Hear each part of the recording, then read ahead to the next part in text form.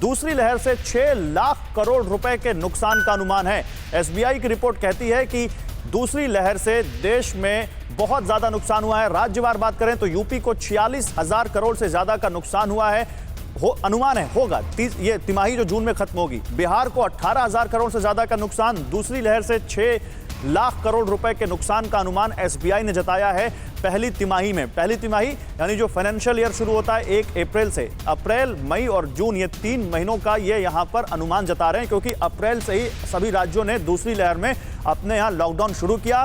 पूरा मई लगभग हर जगह जहां जहां लॉकडाउन रहा, देश का 90% से ज्यादा इलाका क्योंकि लॉकडाउन के दौरान था मई में, तो पूरा मई उसमें गया और जून में अब धीरे धीरे खुलना शुरू हुआ है, लेकिन पूरी राहत नहीं मिली है। तो बिग वॉल पर समझाते हैं कि एसबीआई की रिपोर्ट आर्थिक तौर पर कितने नुकसान की बात कर रही है और यह कितना गंभीर आर्थिक मसला भी है। उत्तर प्रदेश में 46,000 करोड़ से ज्यादा का अनुमान एसबीआई ने जताया है। देश के सबसे बड़े बैंक की रिपोर्ट है। वो कहते हैं कि पहली तिमाही में इतना नुकसान उत्तर प्रदेश में हो सकता है। पश्चिम बंगाल में 37,252 करोड़ रुपए के नुकसान का अनुमान जताया गया है। बिहार में 18,000 करोड़ रुपए से ज्यादा के नुकसान का अनुमान दूसरी लहर में जताया गया है लॉकडाउन की वजह से, क्योंकि आर्थिक गतिविधियां, दुकानें, बाजार, कंपनियां, कारखाने सब बंद कर दिए गए इस दौरान, ताकि लोगों को कोरोना से बचाया जा सके।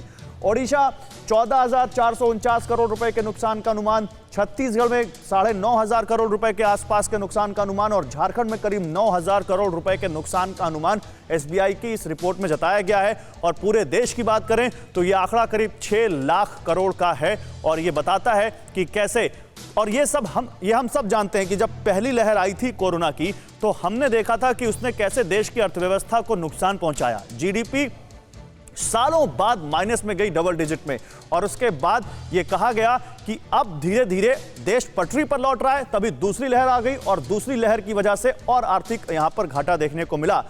डॉक्टर सिन्हा, क्या यह भी एक कारण होता है कि अनरेस्ट का राज्यों में, कि उनको एक बैलेंस करना पड़ता है, उनको लोगों की जान भी बचानी है और लोगों का रोजगार भी बचाना है, जहान भी बचाना है? कठिन प्रश्न है, बहुत कठिन। और ये कठिन प्रश्न को हम लोग पहले भी डिस्कस किए थे कि एक बैलेंस करना होगा हेल्थ इकोनॉमी और फाइनेंशियल इकोनॉमी। और हेल्थ इकोनॉमी में बहुत चीज आते हैं, लेकिन अब हमारे देश को बचाने के लिए हमारे हेल्थ को बचाना ज्यादा जरूरी है अभी, क्योंकि जब तक हमारे देश के लोग स्वस्थ नहीं रहेंगे, कोरोना से मुक्त नहीं रहेंगे, उन लोग को काम करना मुश्किल हो जाएगा।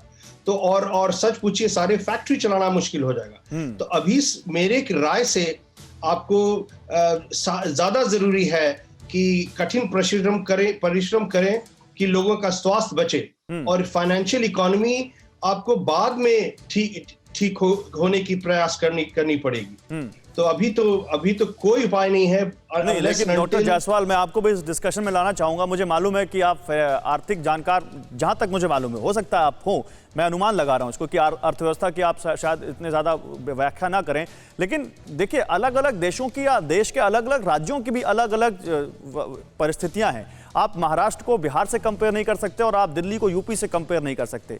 किस तरह से वहां पर रोजाना कमाने और खाने वालों की एक बड़ी तादाद है देश में, असंगठित क्षेत्र की बड़ी तादाद है, और कोरोना में जब लॉकडाउन लगता है तो ऐसे लोगों पर सबसे ज्यादा असर पड़ता है। तो ये कितना बड़ा चैलेंज होता है किसी भी सरकार के लिए?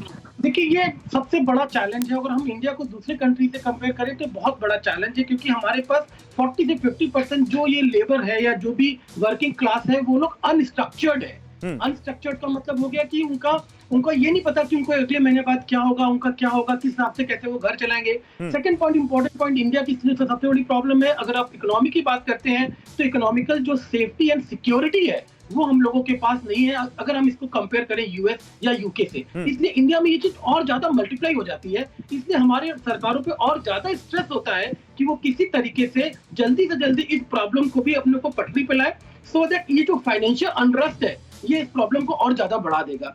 परवाह देश की, सोमवार से शुक्रवार रात 10 बजे TV9 भारतवर्ष पर।